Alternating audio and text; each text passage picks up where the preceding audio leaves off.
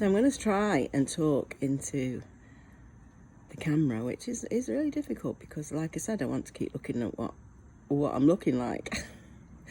So today you can see I'm a little bit more presentable than I have been because I've been off for 4 days and I'm back to work this morning. And the drama, there's always drama at work. I'm telling you. You know, it's he said, she said, that person does this, that person does that. They don't talk to the people and say, hey, you know, I don't like the way you work. It's all behind the scenes. And it comes to me. And I just want to say, go away and sort it out because this is not school. However, you know, I can't be that rude, so I sit and I listen, I bring the other one in, I sit and listen. And they both got valid stories to tell, but realistically, there was nothing for me to be involved with. So that's work. Work is enjoyable, work is pleasure, and work is frigging hard work sometimes.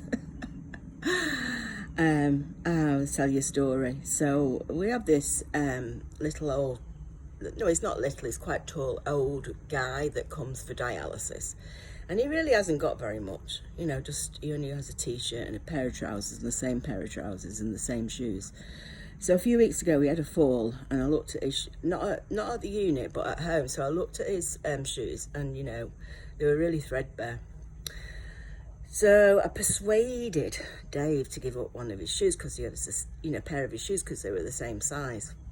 I took them into the unit. He was so thrilled. He was so happy. He couldn't thank me enough and, you know, he's really pleased. So I said, good, I've got them for you so that you don't slip anymore. But, you know, he's getting fragile. So the next week he comes in and he's still got his shoes on. I look at him and he went, can't wear my new shoes because I'm frightened to get them wet and it might rain today. I said, it's not going to rain today. Yeah, but, you know, I can't take that chance. That was 4 weeks ago, and every single time he comes to the clinic for dialysis, he tells me the same thing, and I just laugh now. I'm like, what are you like? You know, they're just a pair of shoes, but I don't think he's been given very many things. And, you know, and so the more that I can help our patients, I do, and I treat them to, well, they're like lollipops, you know, dum-dums they're called over here. And the patients just love them, so I sneak them as they're going out. I sneak them in the bag so that they can enjoy it, especially the ones in the nursing home who don't have visitors anymore, don't see the family. You know, it's very controversial. And COVID is just crazy now. We know more and more people who are having this disease. So, I mean, I don't know whether I'll be standing in line for a vaccination, to be honest with you. I'd rather see who died and who didn't die and what the side effects were before I decided to take it. I know, I'm so cruel. But, yeah, seriously, I mean, it takes years normally for a vaccination, and even then there's problems, and now we're rushing it through in 4 months. Nah, I'll wait and see. I'm not saying I'll never take it because I believe in vaccinations, but I am saying, I want to see, you know, a bit more about this vaccination. So today I'm going to work, as I said, and the dogs are all comfortable lying here. They've already had a good time this morning. They have good times every morning, and then they snooze, you know, ripping up paper. Everything's a game for them. So anything, you cannot leave anything out whatsoever because the minute you go into the kitchen, it's gone. So about 4 weeks ago, I got this great big piece of beef. And as you know, beef is expensive. And I had to defrost it. So I put it in the sink to defrost. It doesn't take long here because it's so hot. And when I came out, it had gone. And all the dogs looking at me, and I knew one of them, if not all of them, had eaten that bloody piece of beef. So no roast beef dinner for us today.